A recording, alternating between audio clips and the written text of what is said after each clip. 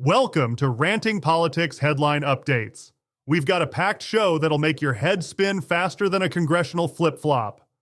Coming up, we're diving into the House Ethics Committee's hush-hush vote on Matt Gaetz. Because nothing says transparency like a secret vote, right? Then we're hitting the Supreme Court's latest dance with TikTok, where the justices are about to decide if your favorite dance trends are actually a national security threat. But wait, there's more. We've got a wild tale of espionage from Russia, where an assassination plot straight out of a spy thriller has everyone talking. Plus, the Fed's playing with interest rates again, and we've got the latest media drama that'll make you either laugh or cry. Maybe both. Stick around because this is the kind of show that'll make your politically savvy friends jealous at the next dinner party. Let's dive right in.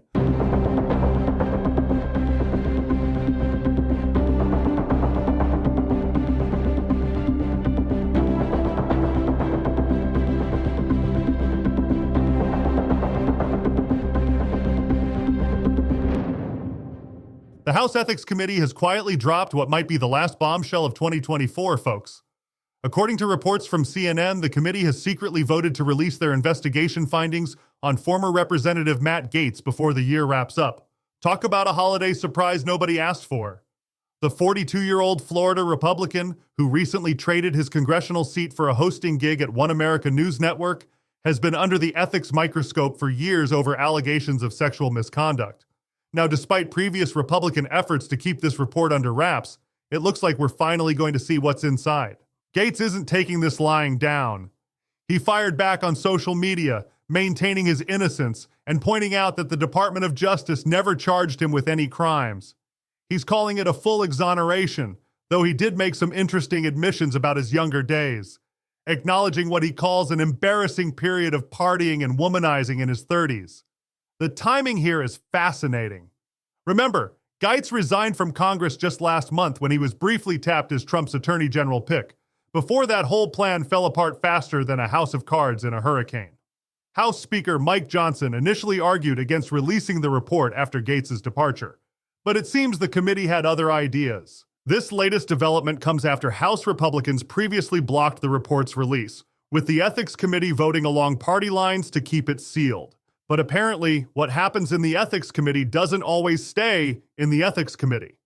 We're expecting to see the full report drop before we ring in the new year, and something tells me it's going to make for some interesting holiday reading. In a move that's got social media buzzing more than your aunt's holiday TikTok dance challenge, the Supreme Court has agreed to fast-track a major case on the controversial TikTok ban. Mark your calendars for January 10th, folks, because that's when the justices will dive into this constitutional showdown. The timing couldn't be more dramatic. The ban is set to take effect on January 19th, just one day before President-elect Trump's inauguration. And speaking of Trump, he's thrown an interesting wrench into the works.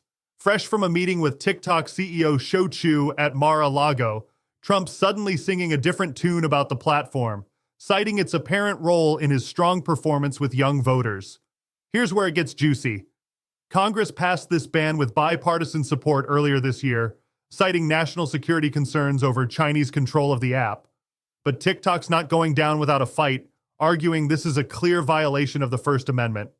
With 170 million American users at stake, this isn't just about dancing teenagers anymore. The Supreme Court's handling of this case has been unusually swift, skipping their typical review process to get straight to oral arguments. They're even holding off on deciding whether to temporarily block the ban until the day of the hearing. Talk about keeping everyone on the edge of their seats. ByteDance, TikTok's parent company, has made it clear they won't sell the platform, setting up a potential clash that could reshape how we think about social media, national security, and free speech. And with Trump's newfound warmth toward the platform, we might be looking at a plot twist that nobody saw coming. Source citation. This reporting comes from CNN's coverage of the Supreme Court's decision, with additional details from various media outlets tracking the ongoing TikTok controversy. In a dramatic turn of events straight out of a spy thriller, Russian authorities have arrested a 28-year-old Uzbek national for the assassination of one of their top military figures. The target? Lieutenant General Igor Kirillov, the head of Russia's chemical, radiological, and biological weapons unit, who was killed alongside his assistant in a sophisticated bomb attack outside his Moscow apartment. The alleged assassin's weapon of choice reads like something from a techno thriller. A homemade bomb concealed in an electric scooter, detonated remotely while a hidden camera live-streamed the whole operation. Russian officials claim the suspect has admitted that Ukrainian intelligence promised him a cool $100,000 and a one-way ticket to the European Union for the hit. But here's where it gets even more interesting. Ukraine's SBU intelligence service isn't exactly being shy about this one. They've claimed full responsibility for the attack, arguing that Kirillov was a legitimate target due to his alleged involvement in deploying banned chemical weapons during the invasion of Ukraine. Something Moscow, of course, firmly denies. This isn't just an isolated incident, folks. We're seeing a pattern here. Just last month, Ukrainian forces took credit for taking out a Russian naval captain and a former prison chief in separate bombing attacks.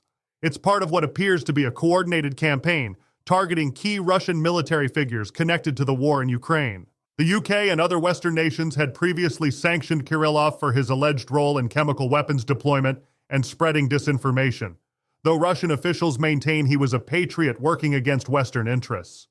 The Kremlin is calling this an act of terrorism, while Ukraine argues these military figures are fair game in the ongoing conflict. Source citation. This report is based on coverage from SAN News. Breaking economic news today as the Federal Reserve has made a significant move, cutting interest rates by a 0.25 percentage point, the third consecutive reduction. This brings the overnight borrowing rate down to a target range of 4.25% to 4.5%, taking us back to where we were in December 2022. Now, while the rate cut itself wasn't exactly a shock to market watchers, the real story is in the Fed's crystal ball gazing for 2025. They're pumping the brakes on future cuts, signaling just 2 more reductions next year. That's half of what they were suggesting back in September. Looking further ahead, they're penciling in 2 more cuts in 2026 and another one in 2027. Here's where it gets interesting. The Fed is actually feeling pretty bullish about economic growth, bumping up their GDP forecast to 2.5% for the full year. That's 0.5 percentage point higher than their previous estimate, but don't get too excited. They're expecting things to slow down to a more modest 1.8% in the coming years. What about inflation? Well, it's still playing hard to get with that 2% target. The Fed's now expecting both headline and core inflation to run a bit hotter than previously thought, coming in at 2.4% and 2.8% respectively. And in an unusual twist, we saw Cleveland Fed President Beth Hammack breaking ranks, voting against the rate cut, marking only the second dissenting vote we've seen in recent meetings. Source citation. This report is based on CNBC's coverage of the Federal Reserve's December 2024 rate decision and economic projections. And now, in our Media Watch segment, we've got a real head-scratcher that's been crowned the worst quote of the year. The Media Research Center has awarded this dubious honor to MSNBC's Joe Scarborough for a truly remarkable take on President Biden's mental fitness. Back in March, while pretty much everyone else was debating Biden's cognitive abilities, Scarborough went full throttle in the opposite direction. He boldly declared, and I'm quoting here, "This version of Biden intellectually, analytically, is the best Biden ever, not a close second." He even threw down the gauntlet, telling viewers, "F you if you can't handle the truth." This isn't Scarborough's first rodeo with controversial statements either. He's actually making this a habit, winning this not-so-coveted award 2 years in a row. Last year, he clinched it with some pretty dire predictions about Donald Trump potentially executing political opponents. The competition for worst quote was fierce this year, with some real doozies in the running. We had Newsweek veteran Jonathan Alter comparing Biden to George Washington, and The View's Sonny Hostin drawing some rather extreme historical parallels about Trump's campaign rhetoric. Source citation. This report is based on coverage from Newsbusters' annual Worst Quote of the Year awards announcement for 2024. And that wraps up today's whirlwind tour through the political landscape, from the House Ethics Committee's secret deliberations on Matt Gaetz to the Supreme Court stepping into the TikTok controversy. We've covered everything from international assassinations to Federal Reserve rate cuts, and even crowned this year's champion of questionable commentary. These stories just scratch the surface of what's happening in our fast-paced political world. For more in-depth coverage and our signature take on the day's events, make sure to follow us on X at RantingRP. You can also catch all our latest episodes and exclusive content at rantingpolitics.com. Until next time, keep questioning, keep thinking, and most importantly, keep questioning. Thanks for tuning in to Ranting Politics Headline Updates, where we bring you the news you need with the attitude you love.